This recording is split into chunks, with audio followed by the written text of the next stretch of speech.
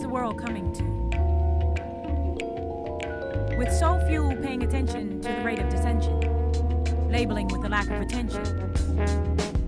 Words are the cure for the ill of disease, and this poetess wears truth on her sleeve, giving birth to manuscripts that bleed, that breathe, that tease, that say please. Are you listening to the poet's need to disseminate verbal industry with poetic harmony? I used to wait for answers. Now I answer my own questions with suggestions, conceiving conceptions from internal perception. Remembering who I am goddess inside of human being, seeing in a different light, sort of like insight, blessed and dressed even statuesque in nature, a trailblazer destroying any disclaimer, proclaiming self-liberation from the and definitely a spiritual one, whether that's recognized at a conscious level or not. Hey friends, this is Chris Jantzen.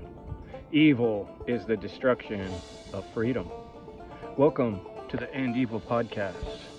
Just wanted to draw your attention to a couple great things you can check out when you're done watching this show. Pop on over to Twitch and check out Brandon Spencer's 24-hour, 24/7 live stream coming at you with truth, freedom, natural law, all the time, every day. Also want to bring your attention to Mondays. You can check out my good friend Crip Rick on Revolution Radio at 6 p.m. Eastern, 3 p.m. Pacific. And now, I have a great show for you. Thanks for joining me. Please stop on by to endevil.life and make a small donation or share something from the website. Subscribe to the channels and enjoy the show. Check out the chemtrails. Oh shit.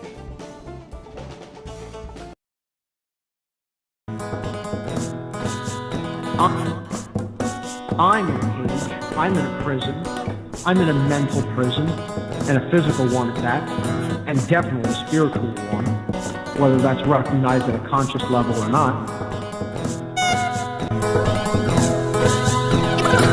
As I wake from my sleep, the situation's got me thinking deep. Will the earth the same? Getting all life is in extinction. Evil creeps in your dreams. Secret teams drawing memes. And the filling in the in-betweens. Mind control for the teens. Now they got you on your knees. I'm making my way through this open maze, but I'm dazed by mass confusion. All the images that they're using. There's the rat race to the tip of the top of the pyramid. The pyramid. Falling in, to this low level of spiritual awareness, such that these methods can have any effect over us.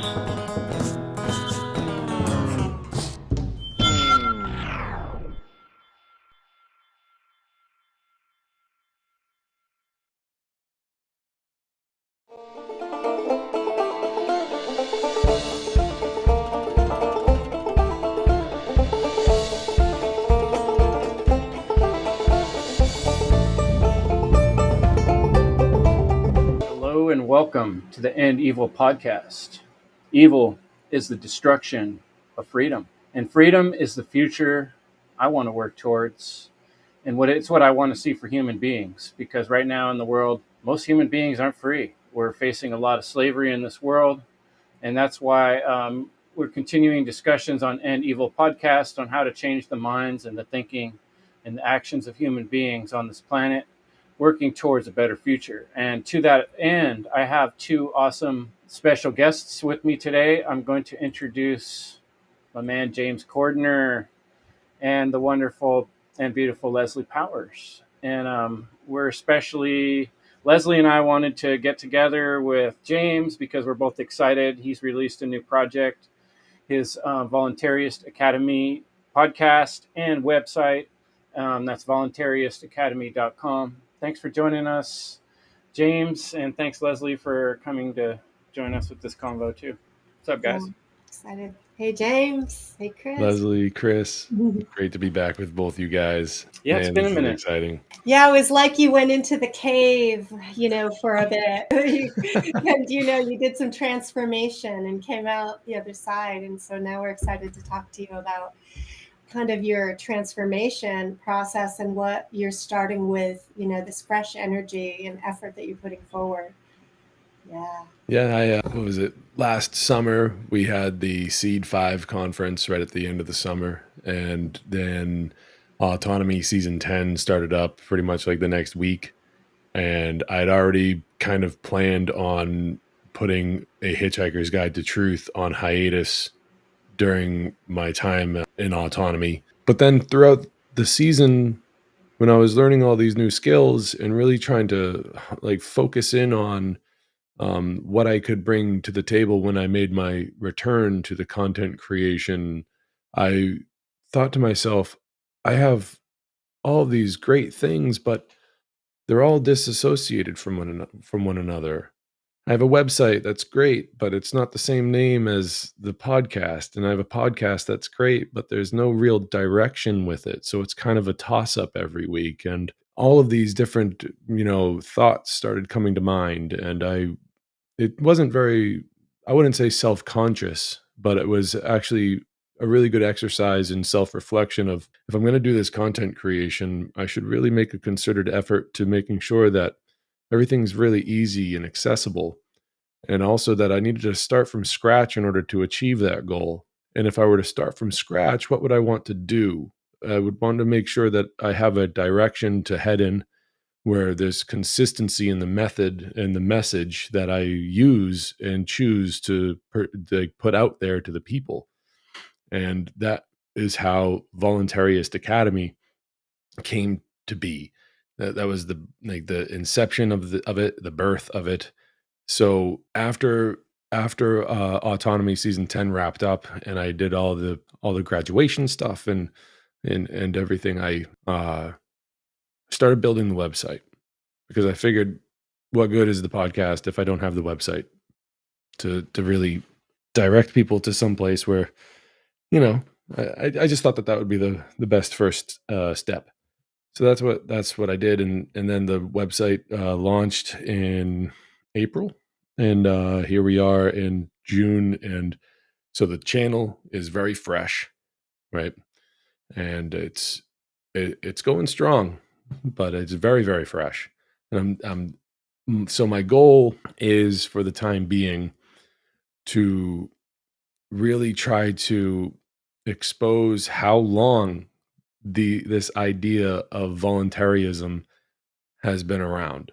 So this philosophy of voluntarism has been around for over 100 years. And my goal is try to outline to people, what could our society today have looked like if the idea of voluntarism had been adopted when it was first presented all that time ago. And I'm choosing to do that in an effort to try to help people realize that now is a perfect time as well to start adapting this philosophy into their own lives, because it all starts in the individual, with all of our individual rights and understanding of natural law, and making sure that we don't initiate harm and aggression onto other people and, quite frankly, sentient beings.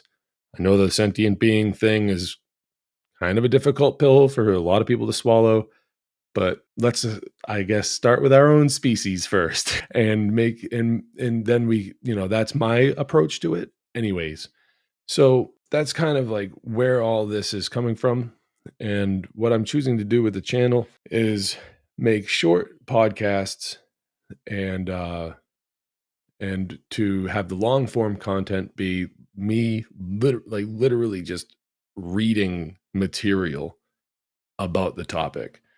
Authors like Lysander Spooner, Auburn, and then I'm even going to move on to some Murray Rothbard, some Anthony C. Sutton. I have planned to actually, the big project is to read The Deliberate Dumbing Down of America by Charlotte Thompson Iserbyt, because anyone that knows me knows that I have what you could call a vendetta against the public school system in America and worldwide, quite frankly.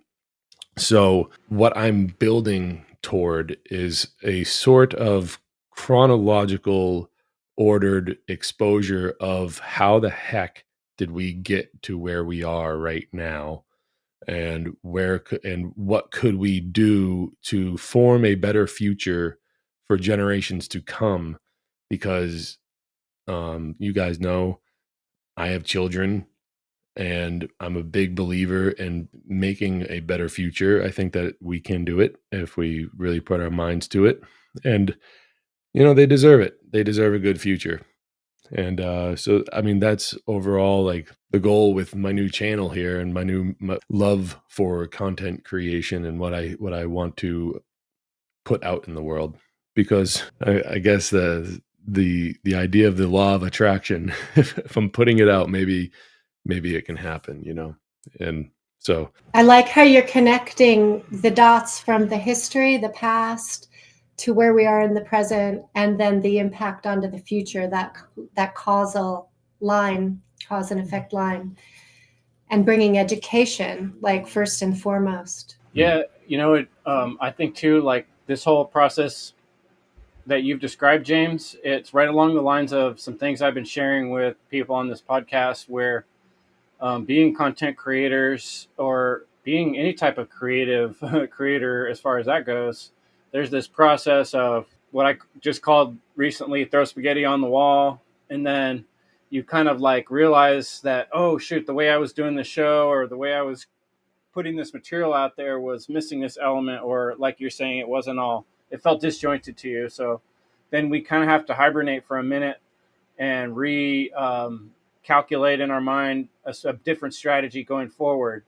And really that same process is what humanity needs to do to solve the bigger problems. Is we need to stop what we're doing and calculate and strategize going forward. How can we do things differently? Because the same pattern has been happening over and over, all through history. And we're getting the same conclusions. Don't you want to see a different conclusion for your grandchildren, And so one thing that occurred to me, James, though, is you went to, was this just last year or the year before, you went to Pork Fest, right? Yeah, last year, 2023. Yeah. That was cool. I remember seeing the pictures. I'm curious, since this period of time you went through, since Hitchhiker's Guide to Truth, and the time you spent in autonomy, and just discussions you've had with various people between now and then, has that been part of how you change your approach, how you speak to people, how you try to convey information? Have you learned some specific things in that process? Yeah, I've learned that it's very important to try to be concise with your speech, and to try to attempt to make sure that when you walk away from the conversation, there's a good understanding of what you were, trying to say. And it can be difficult. I'm still practicing it. I think it's a lifelong practice, if I'm being honest. That might just be my own personal take, and that's okay. But I between Pork Fest and autonomy and everything, another thing that I've realized is that it can be very challenging to deal with people who aren't at the same level as you might be, in regards to understanding what it's going to take in order to achieve a real state of freedom. And coming from a position of somebody who wants that, I've learned that the approach of being kind of harsh gets you absolutely nowhere. And it doesn't help the situation whatsoever. And so adopting the mentality of being a teacher includes understanding that the reason you're teaching is because the person you're teaching isn't where you're at. So in order for you to, right just at this moment, I'm thinking about the golden rule: treat others the way that you would like to be treated. So I'm not going to learn if I'm being yelled at. That's not how I receive information well, and that's not how I accept the information that I'm being told. I tend to reject things that I'm being screamed at about, and unless it's really, really pertinent information. And then it's like, okay, I can separate that. But more than not, when I'm being screamed at or I'm being yelled at about stuff, it's like, I don't really have time to, it's not how the information is received by me. So why should I do that to other people? Your question makes me think about this one situation last year at Porkfest when I was talking to this guy, and I was talking to him about Satanism and how it's not like how people think it is, and how morality is objective. And he was mocking me right to my face. And I had to really just remain calm and just realize that this is a person who might only need the idea right now. And I don't need to walk away thinking that I'm convinced that I've convinced him of anything, but at least the idea has been put in front of him. And maybe that's where he's at right now. The seed needs to be planted and it'll blossom someday. And if I'm going to start being all, combative with him, it'll never happen. So things like that come to mind. Yeah. I'm interested to hear about what are the most like relevant aspects of this history that you think are important to know, for people to understand how we got here. Well, the first thing that comes to mind is just how long the idea of non-aggression and voluntarism and ultimately anarchism have been being presented in a very, very very calm and I guess I would say professional manner. And Douglas Martin said that we need to be scholarly in our approach. That's the way Douglas Martin put it years and years ago. And that always stuck with me. And so when we're looking back at history, we see people, like I mentioned earlier, like Lysander Spooner, like Benjamin Tucker, Auburn Herbert, these people throughout history that were presenting these ideas, and they were doing it in a very scholarly way, but they were largely ignored because for whatever reason. So immediately I think of like, that is a very important way to approach it. Look how long this has been around, The question was the most pertinent elements of the history, that you want to share, right, about voluntarism. And, and that includes the fact that it's a long history of people sharing this information, but it hasn't been really conveyed to the average person, right? It just occurred to me, though, and I've said this before, anarchy or voluntarism would actually be the oldest way of being in existence, because before we had any structures of control, all we had was natural law, right? So in the very beginning of human interaction, the very first human interaction would have been an anarchistic human, until one of them decided to coerce the other one. Sorry to interrupt. The other part that I would think about would be to present to people the developments that we have made since these ideas were first introduced. And over time, we've been able to discover more of the workings of natural law and how property really works. And we've been able to modernize it in both in speech, I guess, is what I'm trying to say, because going through some of this old text it can be really hard to digest in the modern times. We don't have the same manner of speech and the same writing that was around 150 years ago. It just doesn't translate well. So there's an extra effort needed there to really understand the workings of Lysander Spooner and some of these old cats that were, dealing out this information all the way back then. So bringing that into the modern time is extremely important, because if people are like, "Oh, what's this?" like all this mine and thine type of language, it can be, like I said, that extra effort, is something that people need to take, but it can be a little bit like it can drive people away. So, I mean, really, but when it comes down to it, it's why it's a science. It's because we've been able to really narrow it down and perform the experiments over and over again, achieving the same results over and over again, and really realizing that this is just how it works. And you're right, Chris, like we had nothing but natural law before the formation of governments and stuff like that. Like natural law is eternal. We all know this, and I hope your audience knows this as well. And anarchism, I like to say, is not an action. Anarchy has nothing to do with action. In fact, anarchism is a condition. So if we have slavery, what's the opposite of slavery? Freedom. Well, what's the etymological definition of anarchy? An, without, archon, that's how we get archy, rulers. If we are without rulers, then we have freedom.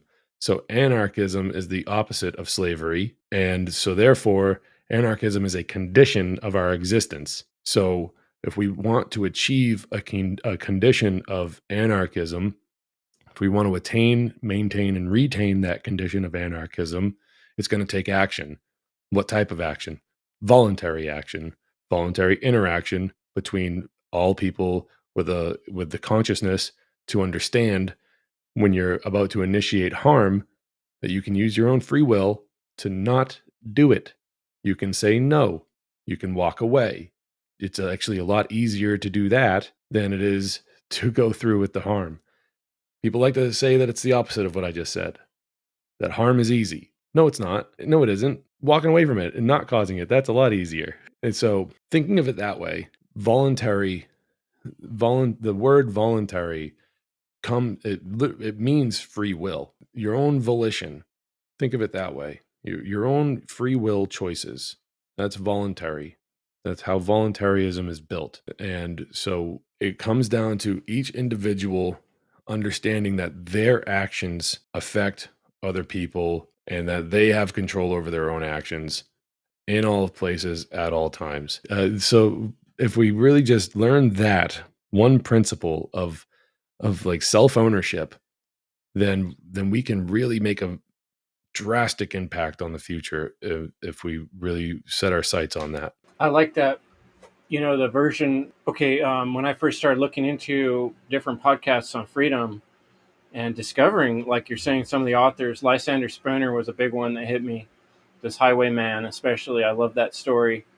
And I think that Highwayman would be a great story to do, kind of like a Lysander Spooner, Larkin Rose style skit, the way he did the Jones Plantation with the Highwayman, where we compare, the one robber who just takes something from you one time, and then the other robber, the government, who just keeps taking something from you the rest of your life and never stops taking from you, and you really just compare these two stories, which one's worse, but right.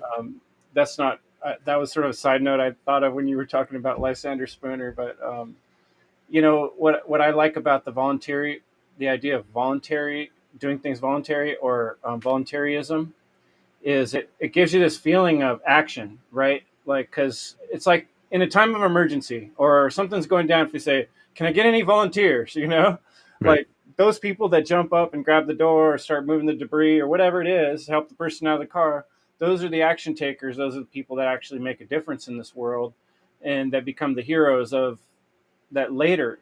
When they look back in history, they're going to say, oh, it was those volunteers that made the difference. So we all have two options, as I see it right now going forward.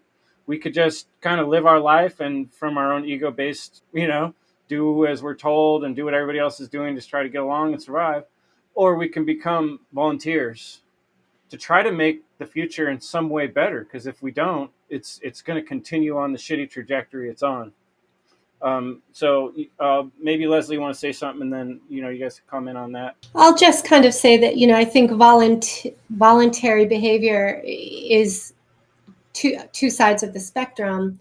That we do things voluntarily for the right reason, perhaps, or or in a way that doesn't do harm, and even if it to others, but people still have rights to do things to themselves that may not be great, right? There's what we do, but there's also the right to not do, like the idea that it's not really okay for someone else to try to, twist my arm to do something they want me to do. I shouldn't be forced to do something. I should have voluntary interactions, so it's both what you do and what you don't do. Even inaction is still technically action, because it's like you're still making a choice.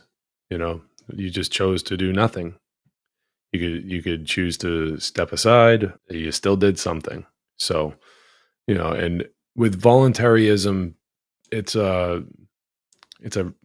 classic rebrand of anarchism, and it's necessary in times like this to approach things and to concede certain things and say, hey, maybe right around now with how things are going, it might be better to present the ideas of absolute freedom in terms of I don't know, saying it more calling it voluntarism instead of anarchism for the time being, because that's a big scary word. Ooh. And people are going to be like, oh, that the news told me that means Molotov cocktails and cars getting flipped over and just, warlords and everything. It's like, well, okay, how about we describe it like this? How would it sound if we lived in a world where people's actions were their own, that we weren't coercing one another to do things, that our interactions with one another weren't based on an ad baculum, and we actually chose to treat each other with the respect that we all know that we deserve, that we ourselves would like in return, and that's how we go forward. How would that sound? And if you disagree with that, well, I don't want to sound rude, but if you're finding yourself having a problem with that, then maybe you need to go get your head checked, because that's how we achieve a state of freedom. We do the opposite of what is being done now. And it's the most peaceful revolution that we could ever participate in. And it has nothing to do with going out and screaming in the faces of cops or going and setting buildings on fire like we saw a few years ago. That's just chaos. We're talking about finding a way to live within the boundaries of natural law, and we got to clean it up. It's just a part of it. But there's a natural order to things that natural law dictates, and that we don't need to really get our hands all dirty and messy trying to force our way of life upon one another and to force the universe to bend to our will. So I think that anarchists really are peaceful people. Voluntarists are peaceful, cooperative people. That's our intention. And yet, this idea of walking away, right? It could be walking away from violating someone's rights, using self-control, regulating one's emotions, right? Learning skills to be able to do that. So there's learning and skill and practice on that end, and knowledge about what is a violation. And then there's this other side where, let's say, for example, that I don't want my child to be in a public school, or I don't care if she meets their attendance criteria. And so if I choose to, break those rules or whatever, and I would like to be left alone in that, to be given that autonomy to parent the way I choose, to be responsible according to my own values and what I understand to be right, and to seeing what's being done wrong, through the public school system or through the government that wants my money. So the walking away could also be a really kind of scary thing, an act of rebellion where there is risk and violence potentially in retribution to our peaceful action. So I think that's where a lot of anxiety gets built up with people who aren't able to see how do we buck the system, so to speak. What are your thoughts on that? Oh, wait, I'm getting a message from Central. You just broke a whole bunch of thought control code violations right there. We're going to have to shut this stream down. Oh, no. Bye, everybody. Can't get rid of us that fast. Sorry. I mean, we got to... The whole idea of walking away, it stems from understanding that you don't... that you recognize the autonomy of the other person. That it really stems from not following orders, really. Like that, like there's many different layers of order following out there. And we're not just talking about military and police here. Sure, those are the most evil forms of order following, but there's also order following in terms of like, you're going to pay your taxes. That's what I mean when they do this whole ad baculum thing. That's a logical fallacy. And it just means who's got the bigger stick. And if you don't do what I say, I'm going to hit you with my stick. I'm going to I'm going to physically harm you. So I'm going to rule by fear. I'm saying that in order for them to rule by fear, they need a lot of people to do what they're being told to do. And if you just walk away, so it takes a lot of people to be doing this in order for it to work. Because unfortunately, one person can do it and make a statement, and maybe something will change a little bit at a time. And that time has come and gone. I think that there might be more people talking about these ideas than ever before, at least in the public setting. Now that we have the great age of information and communication via the internet, but there's people in the past that were islands, and they did things just because they knew that it was right, and they didn't do it because I'm thinking about Larkin Rose at the moment, when he basically told the federal government, I'm not paying your taxes anymore, come and get me. And then they did, and they sentenced them, and they did all that stuff, and he spent like a year in federal prison because he didn't pay his taxes, and so, but since then, and he would even say that there seems to be a lot more, and we need more numbers, really. That's what it comes down to. So I mean, I'm not trying to say that we can't, we can't just not affect change, that one person can't do it, but it takes a whole lot more people to really make a big difference, because that's just how it works. That's right on the lines, James, of where I wanted to go next. What I wanted to say was, while I was talking about, we have these various conversations with people in our time, whether it's at a conference or in public, or people we know personally, or on the podcast, right? And there's this development of things we notice in conversations. And one of them we've already bridged, which is the gap that always shows up with the word anarchy. And even though people get it, sometimes intellectual, they still think that word means chaos, and it's like, you get so frustrated of hitting your head against the wall. It's like, forget it. But, the conversation I've had over and over, where we suggest this concept that government is slavery, and voting is not helping that. It's coercion, right? It's another aspect of the slavery that we're experiencing. And people a lot of times get tripped up right there in my experience, in my real life conversations. And they start saying, well, if we just got rid of government, you guys know where I'm going with this, right? It's the immediate thing they want to jump to, is start trying to say, they want you to provide the total solution. They're like, well, what's going to keep people from just robbing each other? Society's going to go crazy if there's no rules, right? They're imagining overnight, all of a sudden someone hits a switch, no more government. And then the next day it's no government world, and shit's just off the hook. Right. And it's yeah, I guess if someone just hit a switch like that, that would be pretty freaking abrupt. But it's silliness to even think that way, because the bridge from here to there is a bridge of thought. First, we have to understand the concept before we can, throw the ball, before we can get things moving, before anything's going to happen. There would have to be first the realization of what we were going to do. Like I've described before, if you want to put water in a bucket, first you got to think inside your head, I'm going to put some water in the bucket. The water doesn't just start going in the bucket, and your hand doesn't start doing it before you think, hey, I should put some water in the bucket. So, I think we have to really figure out and talk about, how's this going to work? How's this transition going to work?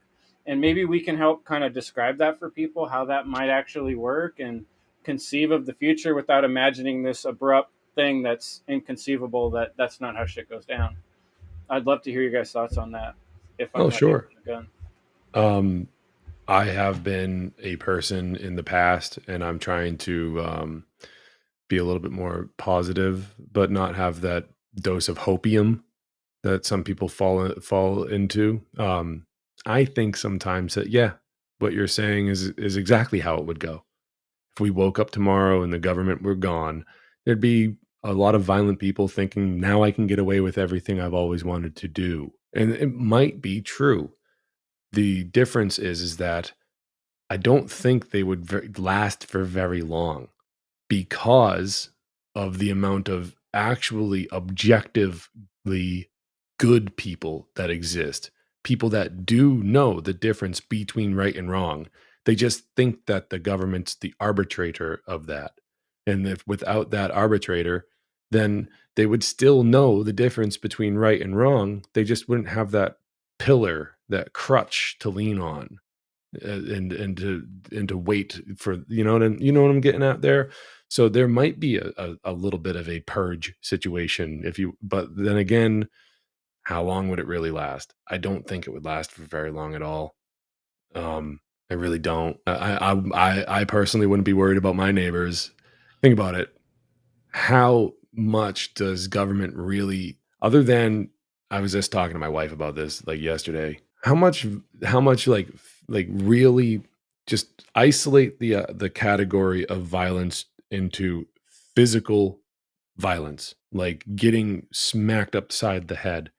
How many of us, and I know that there are marginalized communities that have a really tough time dealing with government officials, i.e. the police and the military and whatnot. I'm not discounting them. I'm not trying to hide them. I'm just simply saying the majority of people go their whole entire lives without ever feeling the backhand of the government, because they are the go along types for the most part. That's how they get along, and that's how they go their entire life without feeling it.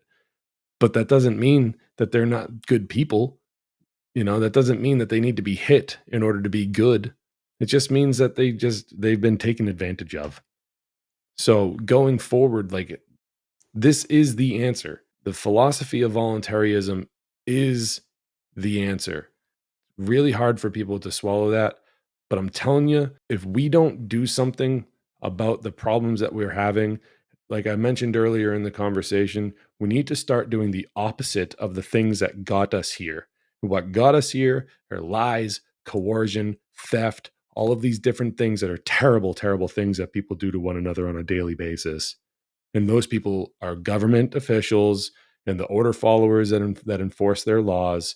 And it's a trickle-down effect on the good people that follow the law, that abide by it, that obey the laws because they think that they should. So we need to replace that with what?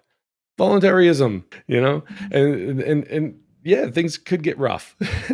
But I mean, Yeah. I think it's important to recognize that that there's both our individual autonomy, which we're recognizing and valuing, and recognize that we need to unite together with other autonomous people to walk away or say no to coercive, government behaviors, right? And it's through our unity with an understanding of respecting like our free will and our rights to do what we want to do, right? Unless we're other than hurt people. And that it's basically like a boycott, where if enough people understand the ground rules that you don't, commit murder, assault, rape, theft, trespass, or coerce people to, do what you want, we can get along, in a mutual respect and agree to say no together, which will bring, could potentially really be very powerful. And I think also in that unity, there is, and especially when you agree on principle, there's a safety in that, right? That's because people are in fear and they are not trusting. And so they are looking to a government organization of some sort or police, system to provide safety. But what I'm noticing is most people really do recognize that those systems aren't keeping us safe. They're not looking out for our best interests, including the healthcare system, and that people are really having to rely on their own personal resources, to get by in the world right now. People are living in, more crowded conditions, because housing prices have gone up. People are leaving the traditional medical system, but the Western medical system more and turning to alternatives. And so I think that we're already in there's a wave of this. And if, we can get this word out to these folks who are out there already, creating their own separate parallel systems in some way, whether it's homesteading or canning their own food or whatever it is, the more that we can reach and connect in brother sisterhood, and essentially I would guess that most of those people would agree about those fundamental rights. It's this, but working on eliminating the fear of punishment, the fear of losing your house or whatever it might be that's keeping people kind of going along to get along. Yeah. And I mean, when we really just do like the etiology of of a situation where somebody is losing their house, who's coming to take it? The law enforcement officers on behest of the government. And so they're not peacekeeping. They're not here for your protection. They're here to enforce the laws the government scribbles that they write down, and they can change whenever they want. It's moral relativism at best, and it's evil at worst. And those are both true statements. And so it brings to mind the idea of like, well, there are people out there that would have a lot of trouble defending themselves for themselves on their own behalf. Like that. So yeah, is there something wrong with a group of people that are teaming up and saying, if there's trouble in the neighborhood, we're going to go and respond, and we're going to put a stop to a violent situation if one should occur? No, there's nothing wrong with that at all whatsoever. In any point in history, forward, backward, present, doesn't matter. The problem occurs when they don't do that, when they become law enforcement officers, because the laws can change whenever the politicians want them to change. And that's the truth. Yeah, if people have a problem with that, like, I don't know how else to spell it out for you. There's nothing wrong with having men and women who stand up and volunteer to say, hey, I'm a capable, strong person who cares about my community, and I'm going to put my neck on the line to make sure that my community is a safe place to live. Nothing wrong with that. We all actually kind of do that already. When we go and we walk down the street and we see someone in need of help, and we help them, whether it be an old lady, dealing with somebody giving her heck, like somebody do, we all deal with situations in life where we do the right thing. That's a completely, awesome situation to be in, where you walk away, you're like, I just helped somebody. That's fucking great. Yes, let's go. And I'm saying that, putting on a funny costume and threatening people with a gun and saying, oh, I'm just here to do my job. I got pulled over a couple weeks ago, and I like to ask police officers one question, because it's in my nature. It's in my nature to antagonize these people just a little bit, but I do it. I try to be respectful, because at the end of the day, yeah, they might be an evildoer, but they are still a human being, and maybe asking a couple of just the right questions might help them, get the little hamster running on the wheel up there. And I just simply ask, if the government, this is the question, okay? If the government were to ever pass a law that was or is a clear violation of human rights, would you enforce that law, or would you walk away from the job and say, I'm not doing this? And so far, every time I've asked that question to police officers, I get pretty much the same response. And it goes a little something like this: it depends on the law. That's what they say. Swiftly followed by I have a family to feed too. So they're doing all this for a paycheck.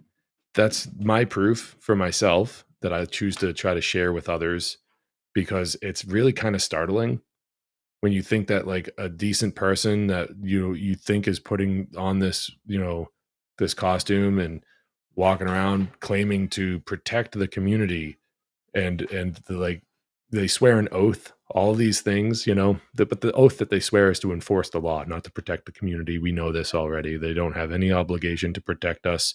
Their obligation is to enforce the law. But that's the truth of the matter. So, they need to be turned into voluntarists too.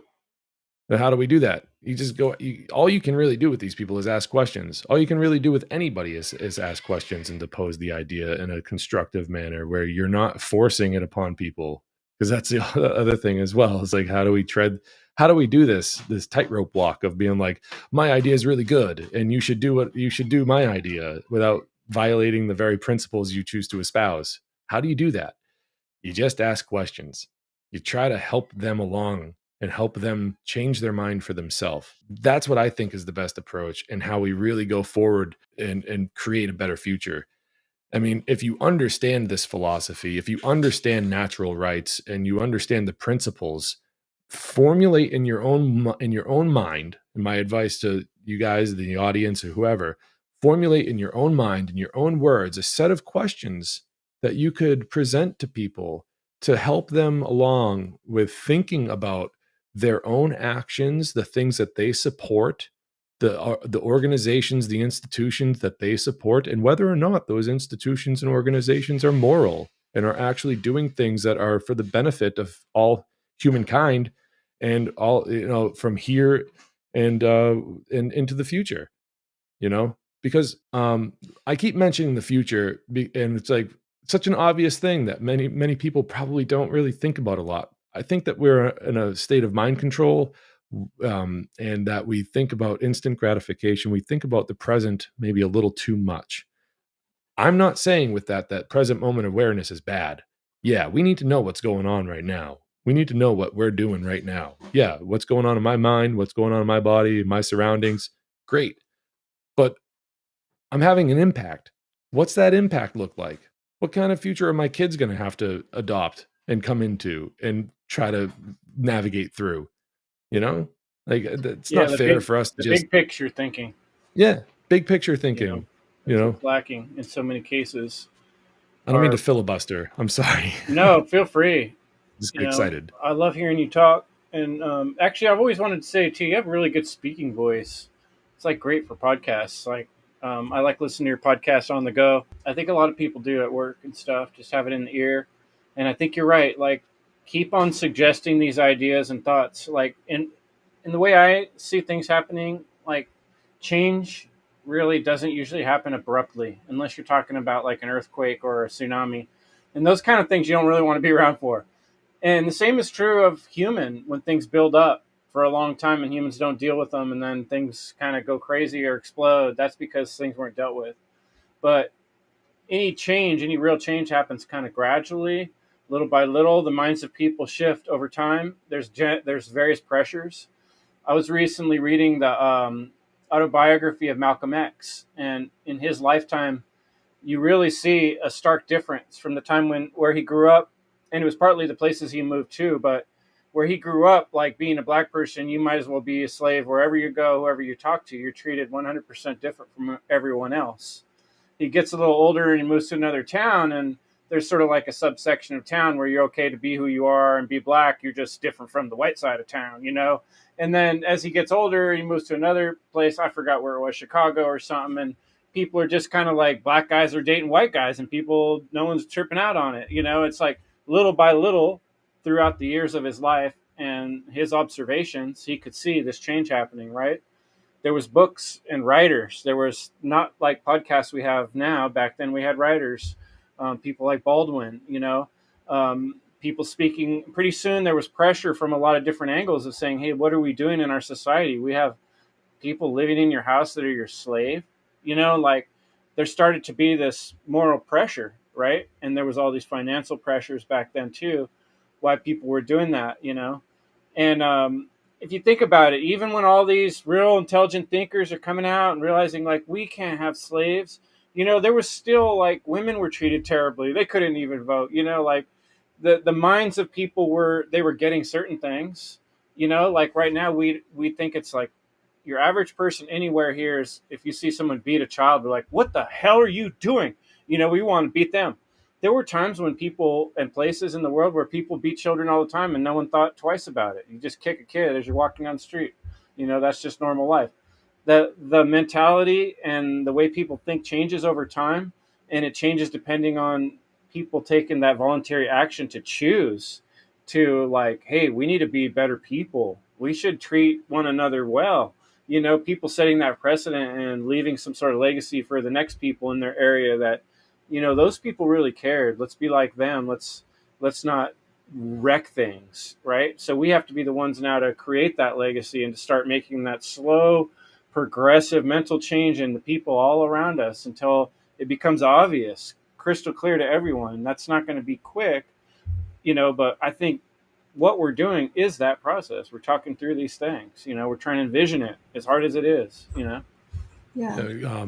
Gandhi knew that through his actions, the British Empire would not be able to resist enacting violence upon him and other people in India at the time. He knew that the whole world would be watching and the world would be outraged by the exposure of the violence of the British Empire upon the Indian people. He, through peace and knowing that the world would see, he had faith in the world to have the reaction that they did.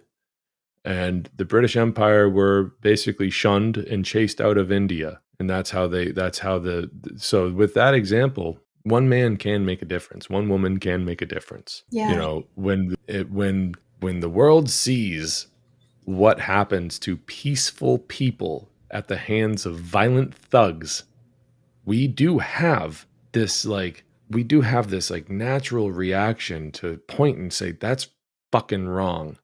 That shouldn't be happening. And unfortunately, I mean, it's going to take a lot of that going forward. You know, we make progress as time goes on. You're right, Chris. Like, Where'd it go? you know, and when we see the progress that we've already made, you know, where, you know, as a silly example, like even back in like the 70s I even think into the 80s, like if you have as a man, if you have a wife at that time and she wants a credit card, you have to like tell the bank it's okay to give your wife a credit card. Like that's fucked up. Sorry to use that language, but I mean, that's really messed up. You know, and I don't think that the banks and the credit card companies should be supported, but like take that idea. That's a messed up idea, you know. So this is bringing to my mind the cognitive dissonance that's going on within most people, that on one hand they know it's not okay to steal or coerce or hurt other people, but then on the other hand they justify the government doing it or the police doing it and somehow live with this contradiction. And so I wanted to share that, like, in addition to this sort of Socratic questioning or probing questions, there's a method, you know, I'm a social worker, right? I'm a clinical social worker. And so there's a therapy approach called motivational interviewing, which probably has a lot of tools that would be helpful to what we're doing and teaching natural law. And one of the key techniques is just offering reflective listening. So reflection is listening carefully to other people, you know, and then could be summarizing back what you hear them say. It could be, you know, kind of a quick a little reflection of, oh, this is your emotion and this is what you said. And it shows people that we're listening. It's offering some empathy. And through that reflection, you can also highlight the contradictions that you're hearing. So it's like, yeah, I hear really clearly that you value honesty and, you know, value your property. And yet you also, you know, are complicit with government and their unlawful taking of your money and, you know, coercing you to do X, Y, Z, right? So you can respectfully share these contradictions and highlight the dissonance that people have. And I think that this requires a lot of patience. You know, the work that I do, working with people one-on-one, is about, you know, transformation of one's thinking and healing traumas and those things that get in people's way of being aligned, right, in mind, body, spirit, or their thoughts, feelings, and actions become out of alignment, and they're in an internal chaos, really, and not happy with that, but not really able to sort this all out. And I think ultimately when we need to draw the connection between the internal chaos that people are in and how it's really being set up in our society to be in a state of dissonance, you know? Yeah, the internal chaos, it leads to the outward facing chaos, like the thoughts and emotions being the actions being a product of your thoughts and emotions, directly. So I like that, trying to approach people to get on the same level as them and clearing up any sort of misunderstandings and everything. It's a very respectful manner of communication. It, it really does kind of like bridge the gap. It kind of eliminates all disrespect out of the equation. And it can really make people, like you said, like the empathy, being on the receiving end of that is an incredible feeling. And I think that a large part of our communities and a large part of our society, we've lost touch with that aspect of like show each other some empathy. It's you and know? it's respectful, right? And when someone feels listened to and given enough respect to be have their point of view considered, then they're more likely to listen to you. And there's also when you are not aggressive so much in highlighting a person's, let's say, how their behavior is creating a problem in their life that they don't want, like, maybe drinking too much, right? Then, then it also encourages self-responsibility, right? To look back and to be able to see that, yes, there's a correlation between my behavior and my experience, and who gets to choose whether I drink, right?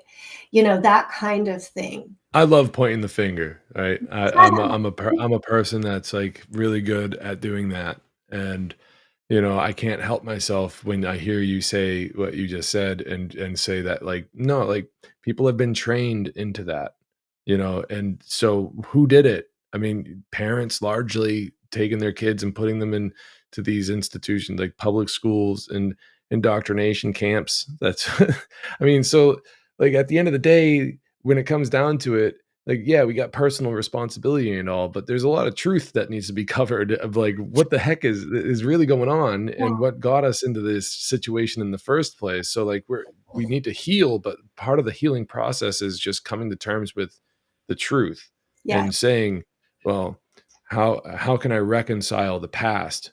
Because moving, again, the theme of moving forward, we have to reconcile the past and understand what the heck got us here.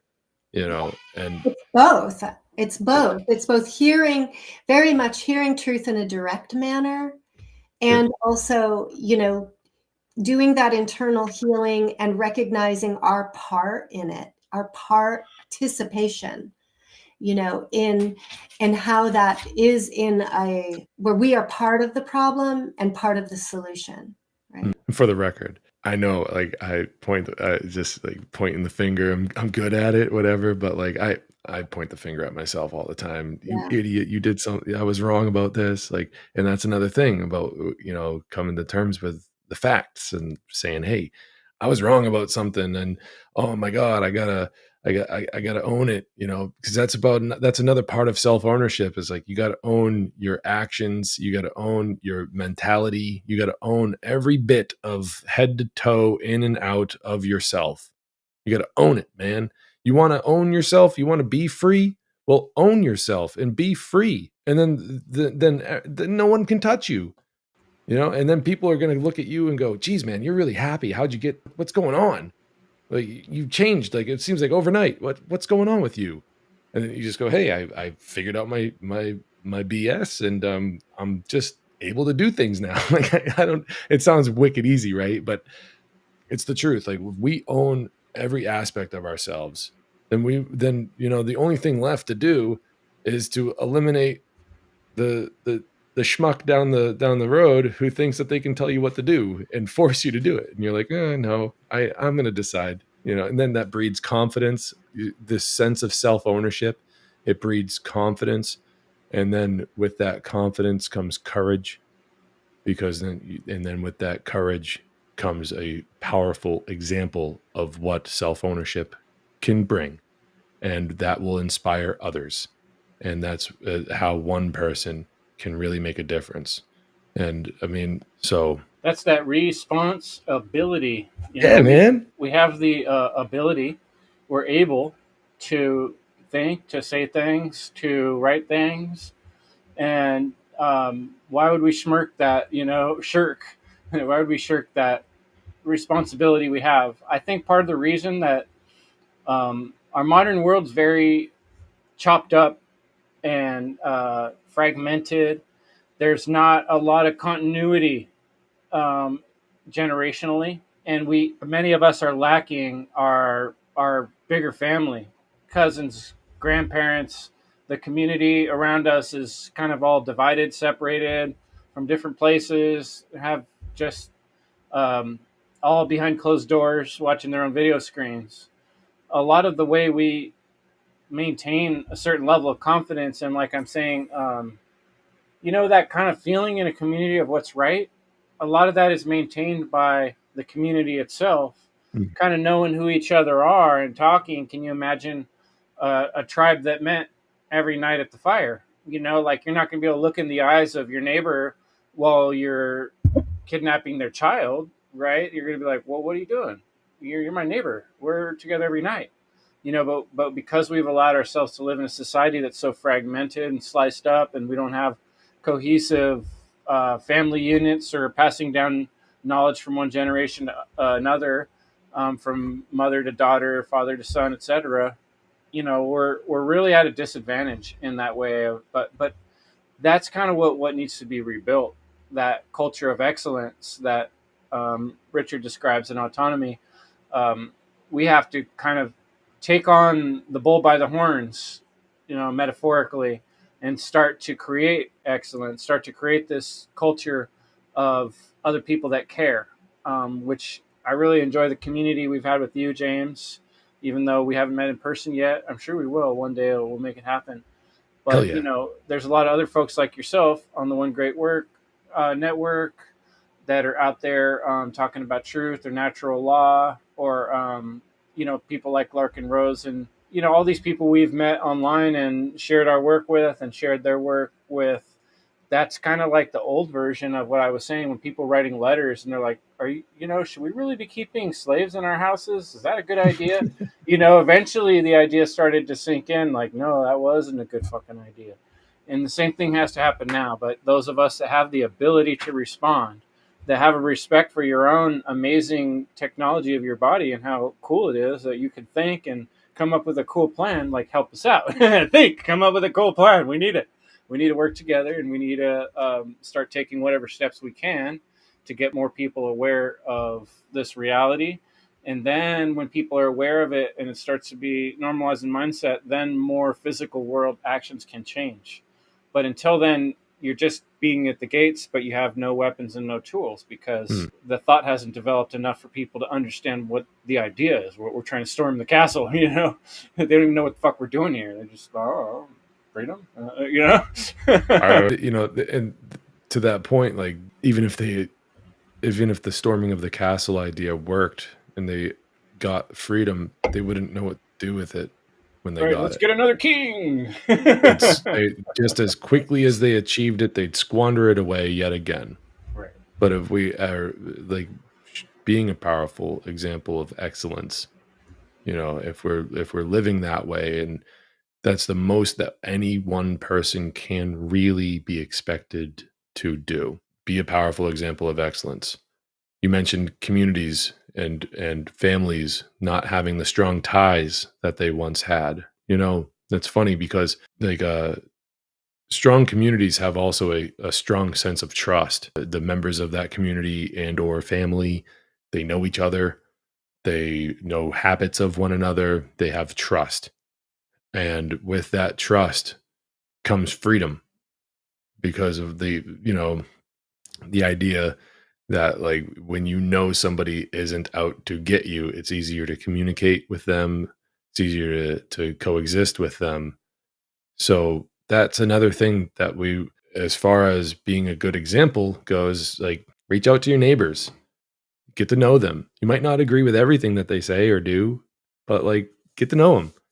Form a sense of trust that I'm not going to come steal your stuff. I'm not going to come make you do stuff. Just want to know your name. And I just want to say, hey, invite them over for dinner, have dinner with your neighbor or something. I don't know. But like this destruction of communities and families has been done intentionally in order to destroy that sense of trust, because then you destroy a person's sense of trust in other people, then what you have done, you replace that sense of trust with a sense of agitation or distrust and anxiety and paranoia and everything. And those are the types of people that are the most easy to control and the most easy to get to do things that they otherwise may not ever be compelled to do. So it's a big job, but like you can just start with yourself. And if you're not out there doing crazy shisty things to your neighbors, then like at least on your street, things are going to be cool, Yeah. I think it was Glenn Tramp, and a recent Dissolving the Divide interview had something, he was actually quoting a character in a video game or something, but that basically said that your reputation is everything. And I think that there's something to that idea of a reputation, because it's built through your actions and your trustworthiness. You become a person of integrity who does the right thing, who cares about the community, and other people and what happens. And then from there, you develop, a sense of being trusted and have a reputation of being a good person. So then the networks, the bonds, the links build stronger, right? And it's through that strength of those filial and familial type bonds that we then build a defense, and also a safety and a protective net. And when principles are the guiding force, that unites us, then that is really ultimately what creates safety.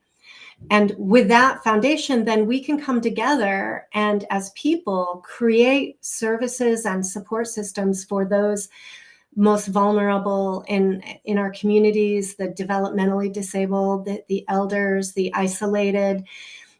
As a social worker, the history of the field started with voluntary action, care, women who cared and came together to help feed the poor or provide, services to those disenfranchised.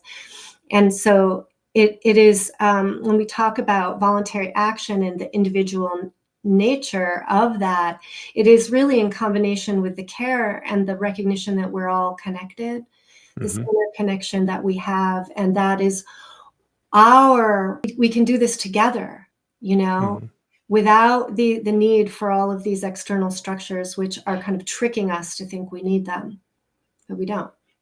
And when people hear you say that when people hear anyone say that, like, we're all connected, like, I don't know about you, but I imagine some people might be like, oh, that's some hippy dippy bullshit. But it's like, no. Just think of it like on a real practical level. And that's all we're really saying is like, we are all connected. Like the whole 6 degrees of separation idea, the idea that like you could park your car wrong on your street and like your neighbor's going to drive by and like be like, oh man, now you're in the way. Like you go to the grocery store, like we're all connected. Like we all have interactions with, it's a very real, very, very down to earth concept where we can really apply that to our everyday life and have just a mutual respect on the basis of just you exist at the same time as I do. I can't, grow all my own food, prepare all my own food, sew my own clothes, obtain the materials, and do that all by myself, right? Exactly. Yeah. Yeah. So like instead of, I just had that thought and I was like, well, it's a good opportunity to really ground that idea of interconnection between everybody and like and to kind of like bring it down to a personal level and try to help people look at it from a different angle, Yeah, thank you for that, because I do think that's important. It's very practical life stuff we're talking about. We often talk about the interconnection between people on more on like a consciousness basis. There's a lot of that going around, but if we bring it down to just like real tangible life, like, and just how we enter. It's much more of a eye-opening concept, but it's like, yeah, and we just treat each other with a mutual respect for just for the very fact that we exist at the same time. It doesn't need to be anything more than that. We can explore all the ideas. There's nothing wrong with that, and we can take it to its ultimate conclusion of like, we're all one consciousness experiencing itself subjectively, and that old Bill Hicks joke that's true. Not It's funny because it's true type of joke. But at the same time, we can really just bring it down to the most practical, real world, tangible example of we just exist at the same time. So why isn't that just good enough? Why can't that be good enough? In existing and in the process of obtaining things, like Leslie's saying, I can't do everything. No one can. There's people that are amazingly talented, but even that person needs certain things. And one thing that has always kept the peace through all of time is trade. When your neighbors or people across the water or the people across the land have something you desire, you don't want to kill them. You want to trade your stuff with them because they're going to have more of it next year, and your family and your kids are going to need their fur or their fruit or whatever it is that you need. And, you can create things for them. So there really is a responsibility, other than just being, I think, to produce something of value. We're amazing beings, and we all have talents. And then everybody who is engaged to any extent in understanding the value of their life can't help but producing something, and actually this is a good excuse to shout out your website again here, because you got, let me see if I can bring it up here. Sarah Cross, awesome artist in the community, came up with Spooner here, the mascot, who says don't hurt people and don't steal their stuff. Spooner knows what the solution is, right? That's on the Voluntaryist Academy.com. I want you guys to check that out. And if I really want you guys to check out, James has done some work explaining and reading from Spooner's work. But I think Spooner's a good example of what we're saying, because his whole thing was like, he was trying to create a way to deliver mail for people. Yeah. And the people in government at the time, they didn't like the fact that he was doing better than their business. And so they were trying to shut him down with laws. And that's what pissed him off. It's like, wait a second, I'm providing a good business for people. And so honestly, I do think going forward, that's kind of more realistically how the progression might look like, is people taking over handling services and goods that right now is handled through and regulated by government, and people doing it their own way anyway. And the more people that start appreciating how much less expensive that is and how much better quality things that could be obtained and traded, the more they're going to want to do that. And I know you're going to get into some Austrian economics, Rothbard, and that type of thing. There are a lot of solutions already thought of and written down in lengthy form. And so I think it's important that we kind of regurgitate these ideas and let people aware of them, because when I first heard of Sandra Spooner, I had no idea who he was. They're not going to talk to you about him in school. I'll tell you that for damn sure. Right. So there's a lot of solutions out there. A lot of people have written extensively how we can solve these problems. And it does have to do with trade, and it does have to do with understanding our value, and it does have to do with taking some initiative in voluntary actions and solving problems. Yeah.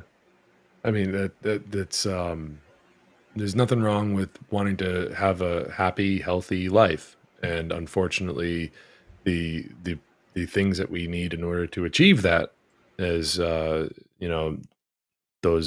things, those products have been monopolized. If that's even a word, that's a word. If it's not, I just made it up. No, it is. I'm just kidding. Good word. The monopolies have been just taking over all those things in order to control us. And you're right, Chris. The fact of the matter is that in large part, every so-called service that government claims to provide to the people can be done faster, cheaper, and more efficient. The products tend to even last longer. There's no such thing as planned obsolescence in a free market. That doesn't exist. So I haven't, at least I don't think it does. People want quality products instead of this planned obsolescence BS that we're dealing with today, where like a washing machine lasts for 5 years, and so because in any case, like, yeah, like that's something that people need better examples of as well. And as far I was laughing about Lysander Spooner because he basically he said, he learned the law, and he's like, I'm a lawyer now. And they're like, no, you're not. You didn't. And he's like, yes, I am. He started like practicing law without anyone's permission, quote unquote permission. And like, they shut down his mail service because he was pissed at the US Postal Service. He's like, these people suck. And you're right. He was doing a much better job. And, I have a soft spot in my heart for Lysander Spooner because he's from Boston. So, you know, I really, hey, I really appreciate him. And one of the things that he said in that essay on natural law is something along the lines of that. Basically the whole point of life is to live honestly and to give every man his due, based on, of course, like the unalienable rights of life, liberty, and property, right? Well, they call it the pursuit of happiness, but it can kind of translate into something like this. Like, what does that mean? Like, to live honestly and to give every man his due. Like, well, based on the principles of natural law, what am I due? Like, what am I owed? Well, I'm owed. I'm owed to not have my rights trampled on. To be able to own my property, and to and what do I owe? What does it mean to live honestly? Well, I mean, not only to like not lie and to tell the truth and all that great stuff that's on the surface, but also at the end of the day, like, I mean, you don't go around stealing from people. When you would acquire property, you're not. It's not because you stole it. So, and then when you look at other people, to give them their due is to treat them the way that you'd want to be treated, right? So, I mean, I think about these things. I haven't got my rhetoric down on that, all that, but like, I don't know. I think about these things from time to time, and like, what would that mean today? Like, what does to live honestly and to give every man his due? What does that mean? And I think that's a roundabout way to kind of like translate it into the modern time. We gotta we just gotta kind of apply that.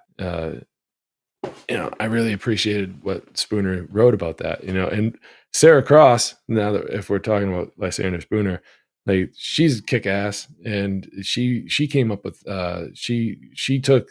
I basically made a Facebook post one day, and I was like, "Who can do this?" And she responded, and we teamed up on that cartoon character.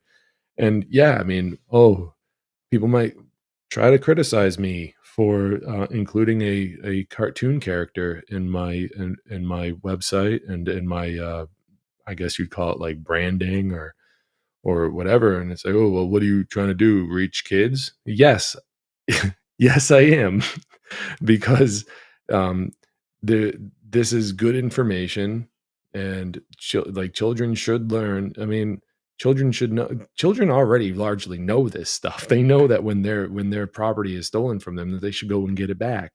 Like, it's this natural feeling that we all have. Like, when you're Got to when get you're them before they learn the wrong stuff.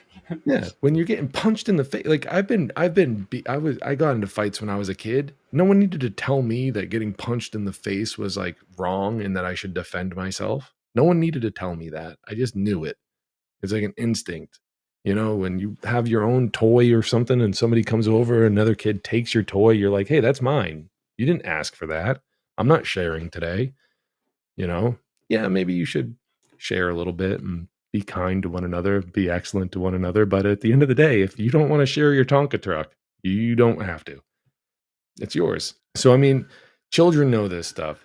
So, I don't know, with all the other bad education that it's being given to children, and if you want to call it education, I guess that'd even be a stretch. But I mean, all the other bad information that's being communicated to children these days, what's so wrong about some good information, and have a cool little cartoon squirrel with a turtle shell. And the he's wearing a turtle shell because of the tortoise and the hare, right? And so in that story, the tortoise and the hare are racing, and the hare is very cocky. His hubris leads to his downfall. He falls asleep under a tree, and the tortoise just keeps going and going. Doesn't give up. He just stays going, and he wins. He wins the race. And it's about perseverance. It's about pushing yourself. It's about a constant effort. And then, the squirrel and the grasshopper, that story where winter's coming, the grasshopper is lazy. He's just kicking back, relaxing, resting on his laurels all summer long. The squirrel's running around, gathering up the food, getting ready for winter, being prepared. And when winter comes, the squirrel's sitting pretty. He's like, I'm cool. I can hang out in my nest and hibernate or do whatever squirrels do in the winter, and I'm good. And the grasshopper's like, dude, you got to help me. I messed up. I didn't do anything. And the squirrel's like, all right, man, you can come and hang out with me. There's plenty enough to go around. So, I mean, that's hard work. That's constant labor, and that's what the Latin saying labore et constantia is where Spooner, the idea comes from. A hard work and persistence and just making sure that you're constantly prepared and making sure that you have the foresight to know that you shouldn't be just a lazy bag of bones, and that you're working towards something that is achievable and that is going to be for the betterment of other people. And hopefully you can also benefit from it.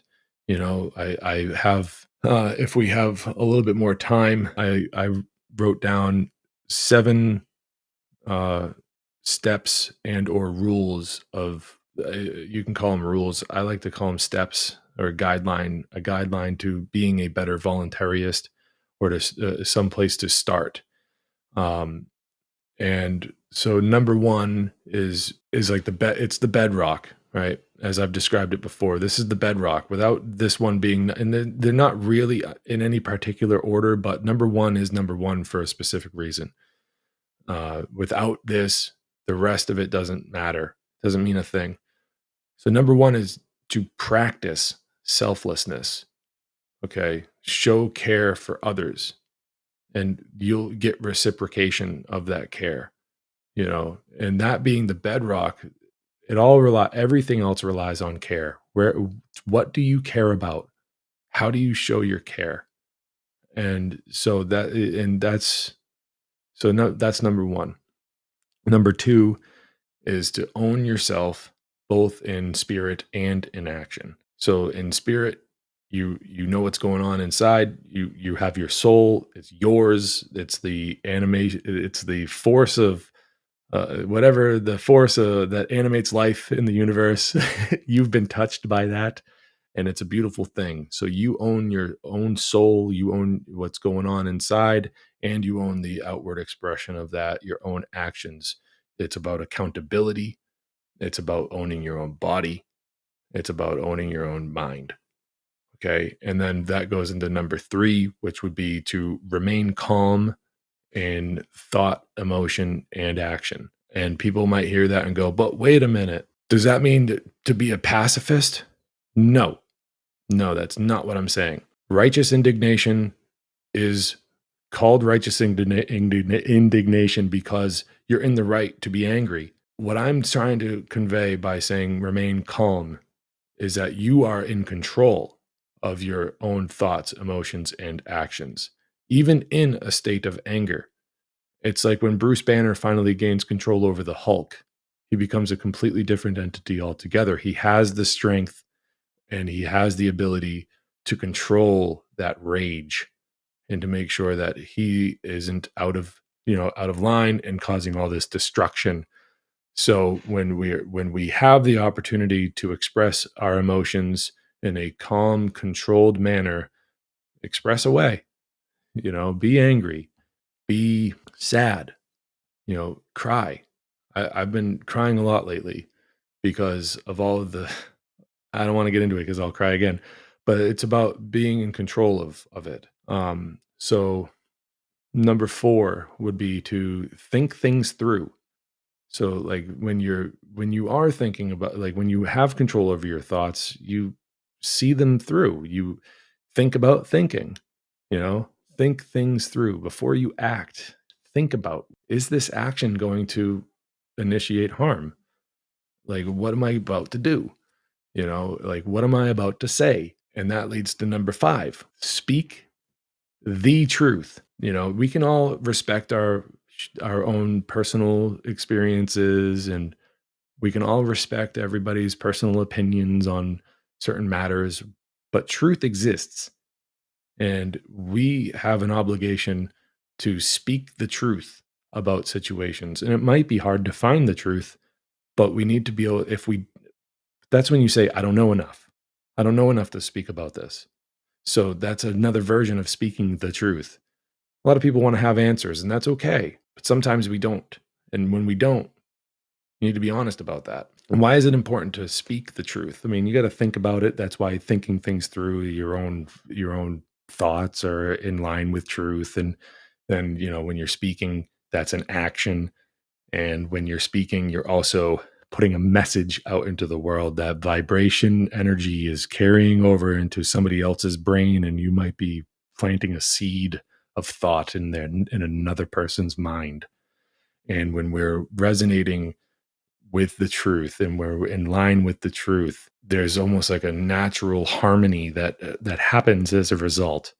So like this is a very important step, because if we're going by speaking the truth, you are not deceiving anybody. Therefore, you are not withholding facts and factual information from other people. And that's a very important aspect of being a voluntarist, and making sure that you're not violating another person's rights, because a lot can happen as a result of a lie. Number 6 would be to be bold, to be courageous. So don't act foolishly. Don't say I'm not afraid. Understand the fear. When you're in that situation, act right, even in the face of fear. Right. And speaking the truth, that requires being bold, which is why I wanted to include that in number 6, because you got to be bold, not just act bold, be bold, be it, be courageous. There's I think a difference between acting courageous and being courageous. We're talking about things that make up your character, not just actions, right? Of course, there are actions too, but we're talking about your character. Who are you? Number 7, last but certainly not least. And again, this was not in any specific order, because it's really hard to do that, but I like to challenge myself and see if I can. But number 7 is don't steal anything, either spiritual or material. Okay. That is like the way to put a nice big ribbon on the whole thing, and like maybe there's more. Maybe people can add a number 8, a number 9, whatever. Cool. Do it in the comments, whatever. It's cool. Be a part of the conversation. But that's where I think that it kind of like, a nice cap to all of it is don't steal anything ever, and that's an exercise of free will, saying I am not. It's one thing to sit around and talk about all the things that I can do. It's really easy to do that. What are the things that I know I can do, but I choose not to? I know that I can go around. Me personally, James Cordiner knows that he can go around and cause a whole lot of chaos. I am very capable of causing chaos. I spent 20 years of my life doing it. So I know what I'm capable of, and I choose to not initiate harm. And that's why number 7 is so important, to make sure that the aspect of don't steal anything, either spiritual or material. Don't steal people's time. Don't steal their attention. These are sorts of spiritual currencies that we choose, that we want to not steal, right? And then we can go back to the 7 transgressions of natural law, and those are great starting points to jump off of, and to really understand theft, murder, rape, assault, trespass, actual theft, and then the other 2, deception and coercion. You don't want to do those 7 things either. And those are all just different forms of theft at the end of the day. So like those are the material ones, other than lying and deception. That's more spiritual than material, but those can have, that's such a broad category of theft that the consequences of a lie are so dire and can be so destructive. And I know I already talked about that with number 5 of speaking the truth. That's why that was its own thing, because of how destructive lying can really, really be, you know? So with all that in mind, if people can really, I know it sounds like I'm an idealist here, but I don't think that I don't think that these things are impossible. And usually an idealist would be somebody who's like presenting like a utopian type of ideology, and something that like that the natural world contradicts, or it's something that's in contradiction with the natural world. So I don't consider this to be sort of like an idealist point of view, because this is about living according to the natural world and with natural law, instead of fighting it so hard against it, that, you know, which is what's led to all the uncivilized, frankly, you know, behavior. Yeah. And so, I mean, but this is the path of self-ownership. You know, this is like some of the steps that any one person can really start to take in their own life, and to try to be of better, of better like impact around to the world around them, you know.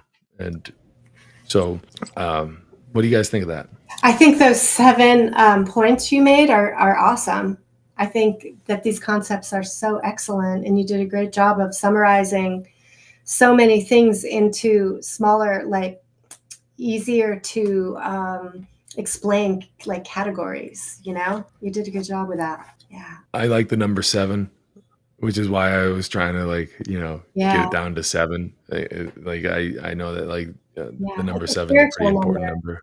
Yeah, no, I think you encompass so much in those 7 steps, and I think that what you shared today is so important.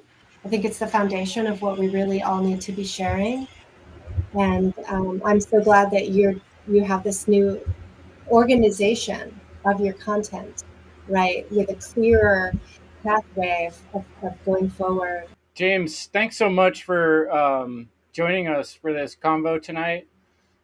There's a lot of stuff for people to digest and think about, and I hope it propels people to make different choices, take more responsibility, and I just want to give each one of you a chance to shout out your own work and give people some kind of summation to take away. But great episode. Thanks much, guys. Chris, thank you, man. I've missed you guys. I'm glad to be back and to be, you know, with you guys.